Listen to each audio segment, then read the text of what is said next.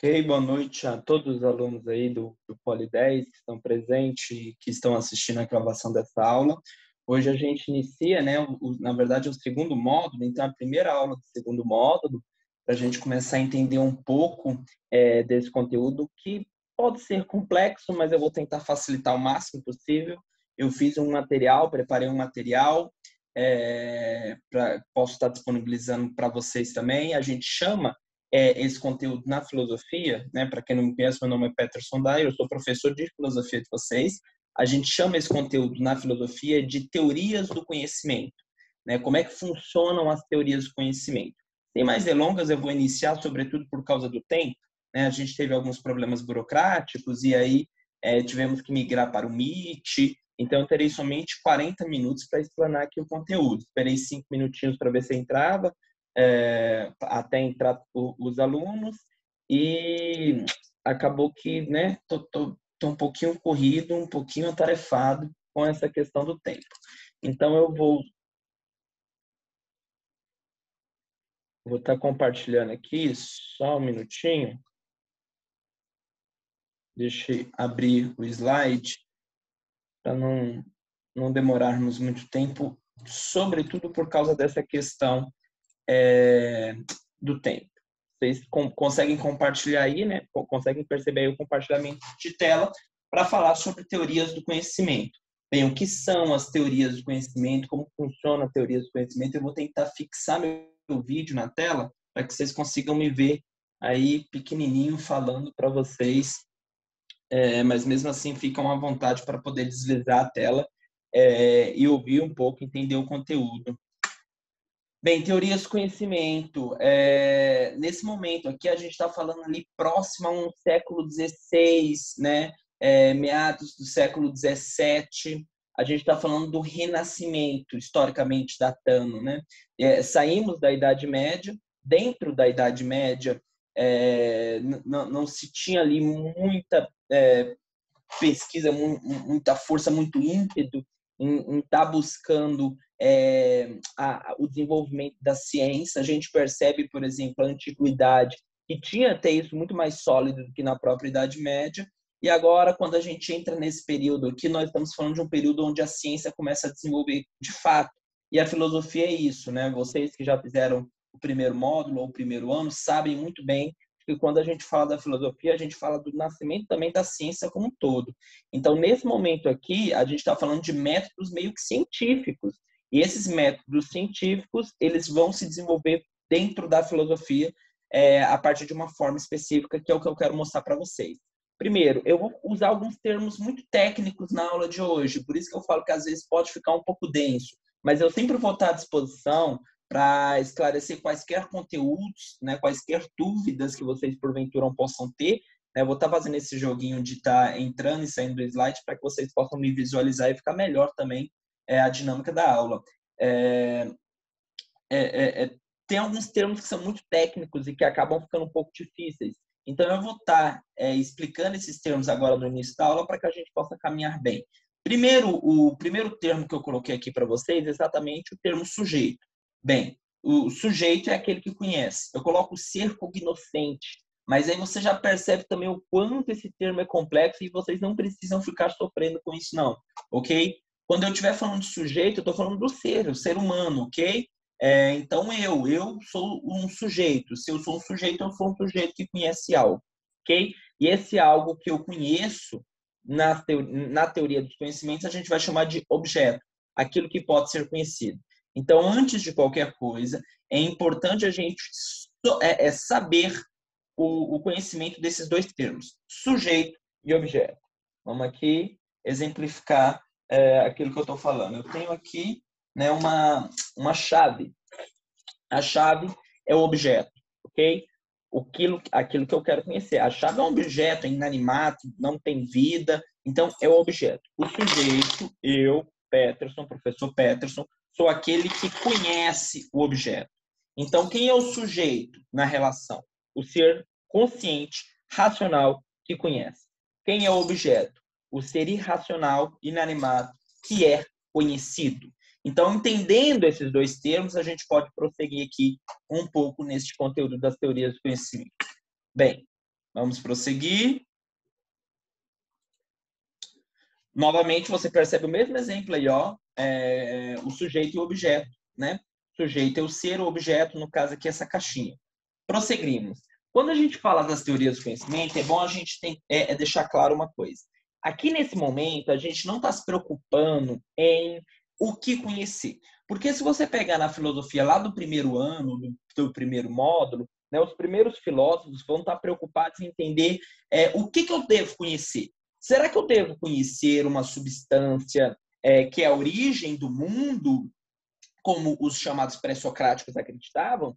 Será que eu devo conhecer, né, as grandes perguntas que foram feitas pela humanidade, que hoje nós não temos respostas, de onde eu vim, para onde eu vou, por que existe alguma coisa no lugar do nada, o porquê disso, porquê daquilo, porquê e vários porquês?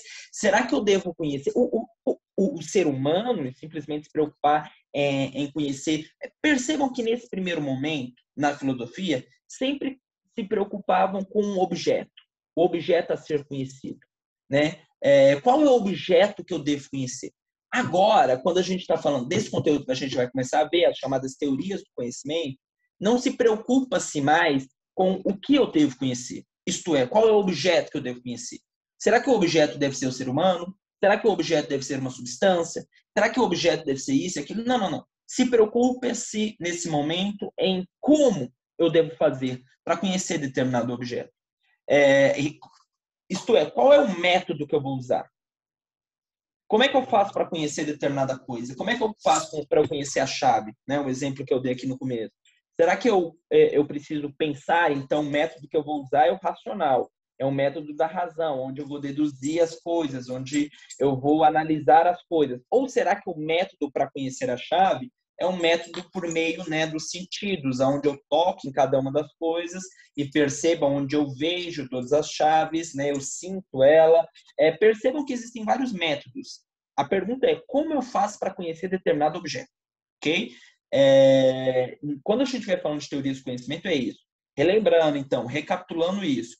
Se a gente voltar lá atrás, né, no que a gente vai chamar da filosofia clássica dos gregos, eles sempre vão se preocupar em o que eu devo conhecer.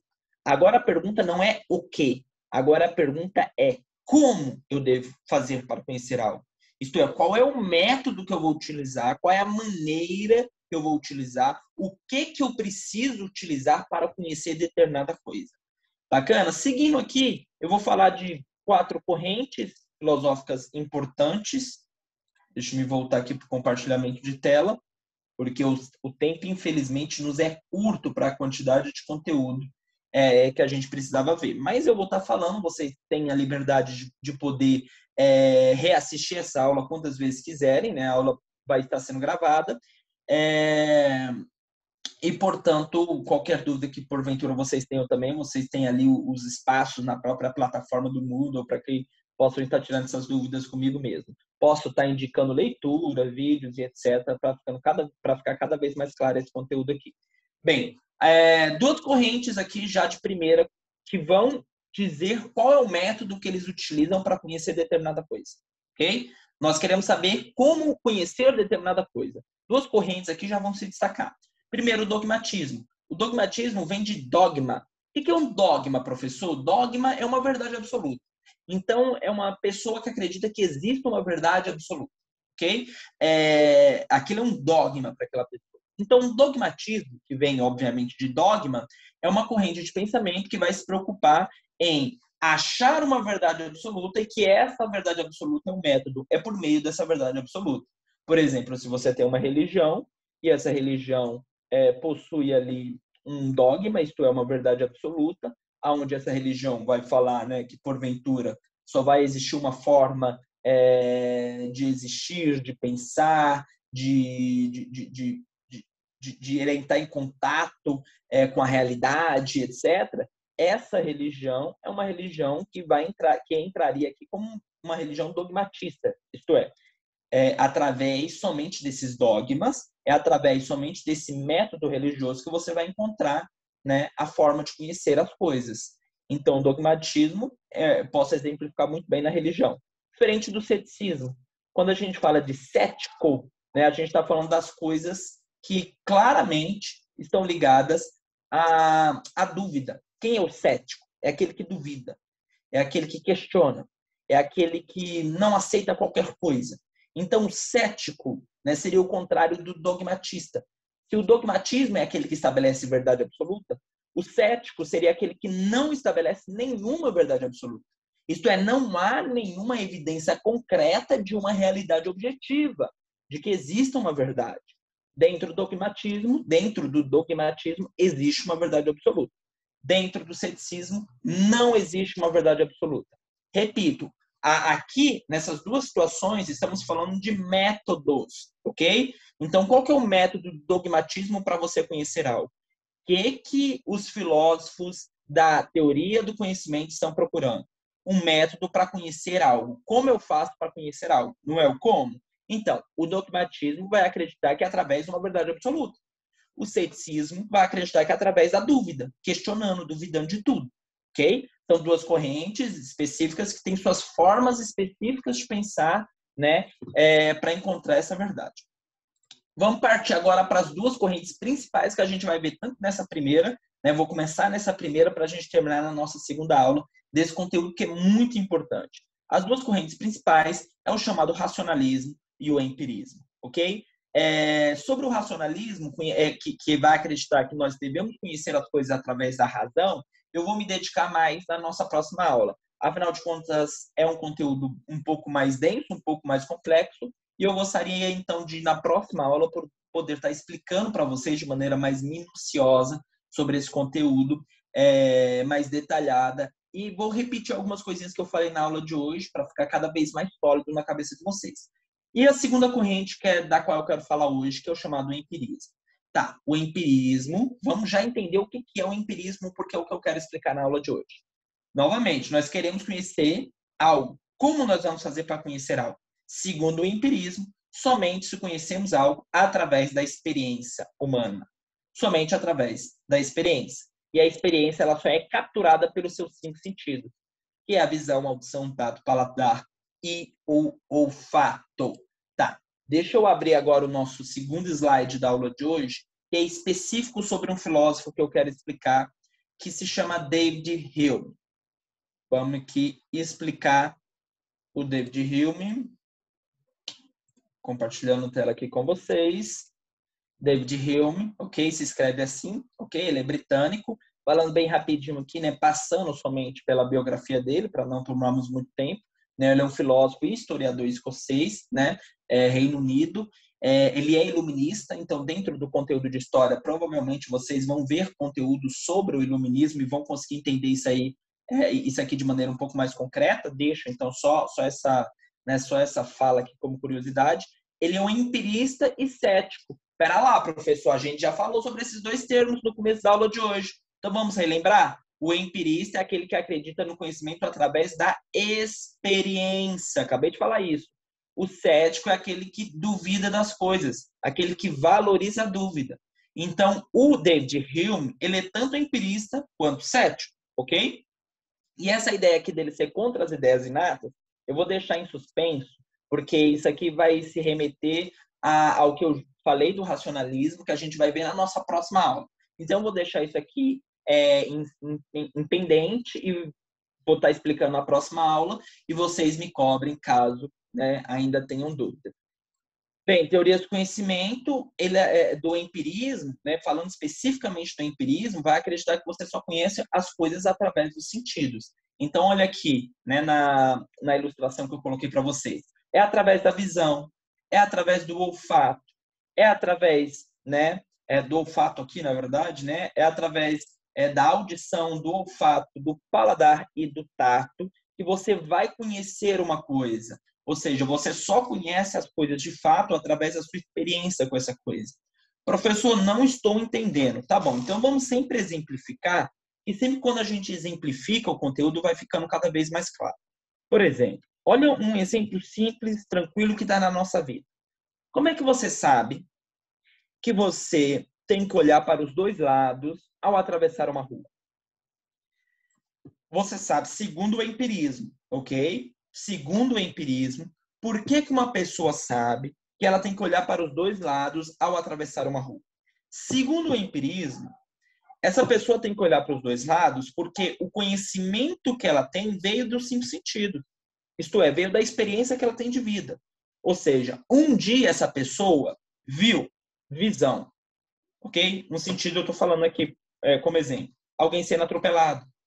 E quando essa pessoa vê alguém sendo atropelado, então ela desenvolve conhecimento empírico através da experiência e sabe que tem que olhar para os dois lados ao atravessar a rua.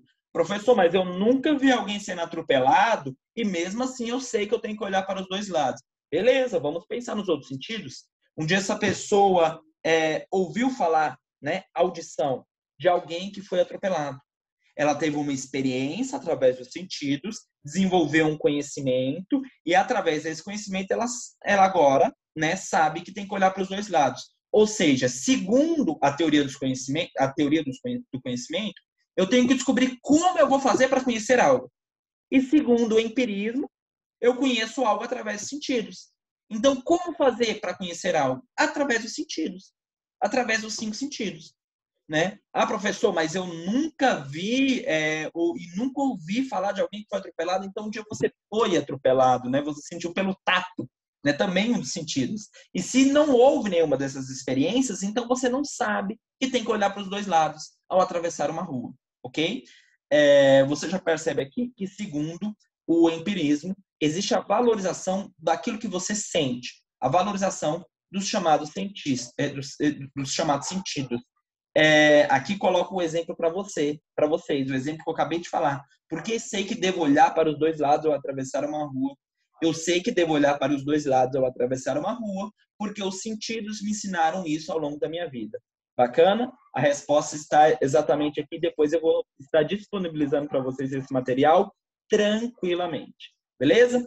Existem conteúdos na nossa mente. Isso aqui é muito interessante. Olha quais são os conteúdos que existem na nossa mente segundo o Hume.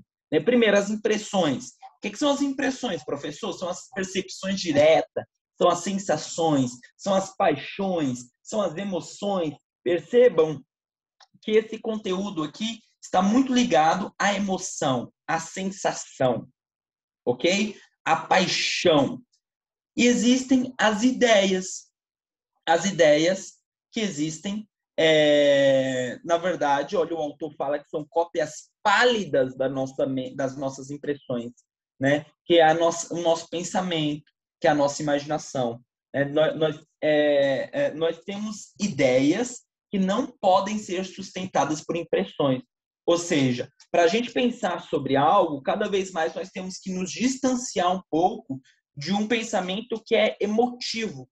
Quando você vê, por exemplo, um discurso político, né, em um debate político, o político sempre vai estar ligado em puxar a sua emoção, né, em falar que ele teve uma história sofrida, em falar que ele é a pessoa mais capacitada, que estudou para ocupar o cargo onde ele está pleiteando. Ele vai estar sempre ligado em buscar um vínculo com você.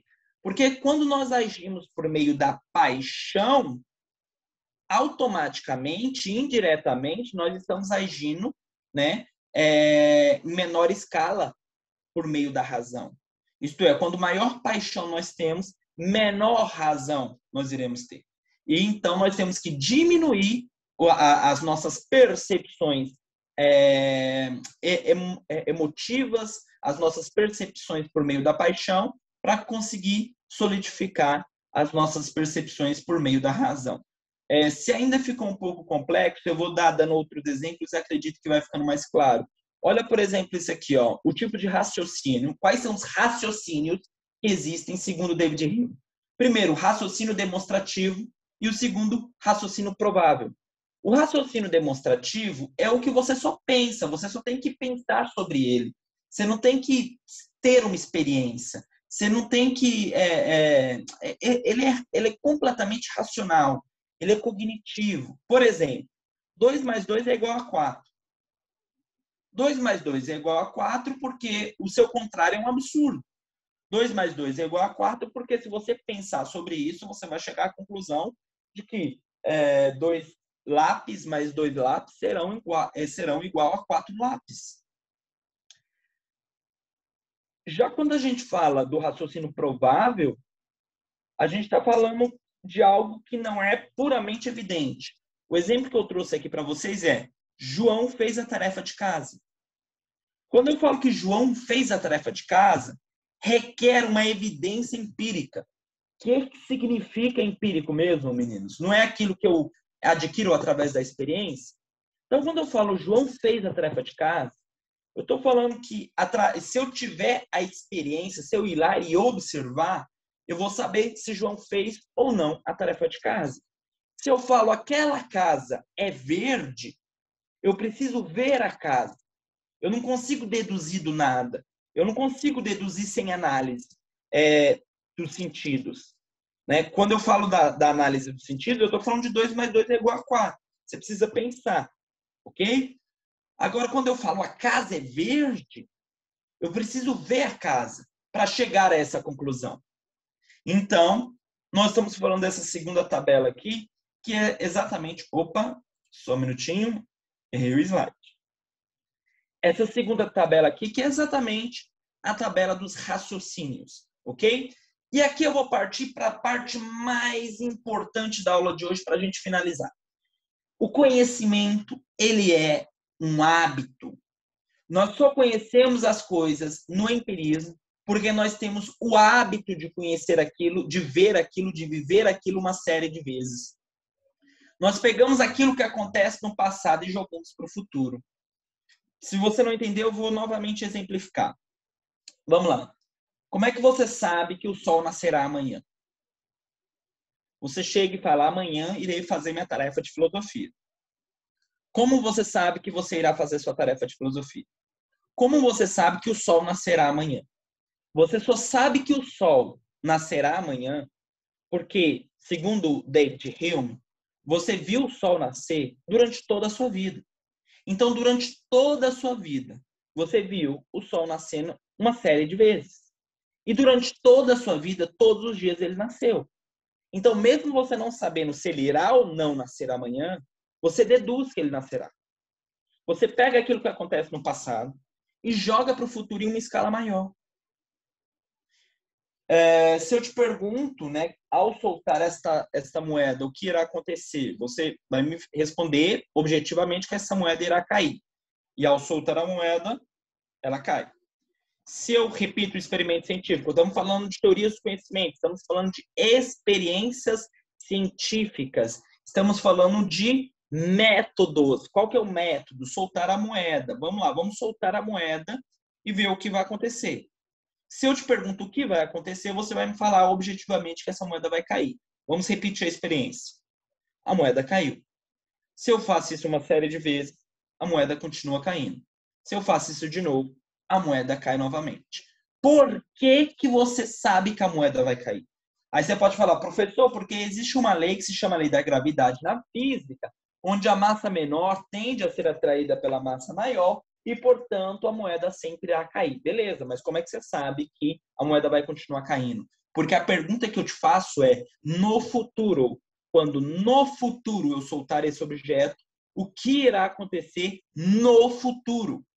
E você me responde que no futuro essa moeda irá cair. Mas você não sabe o futuro. Você deduz o futuro. Porque você sempre viu essa moeda caindo. E ela continua caindo. Esse é o problema. Por isso que o Hume vai falar que conhecimento é hábito. Porque eu sempre vejo aquilo acontecer uma série de vezes. Durante a minha vida, eu sempre vi a moeda cair.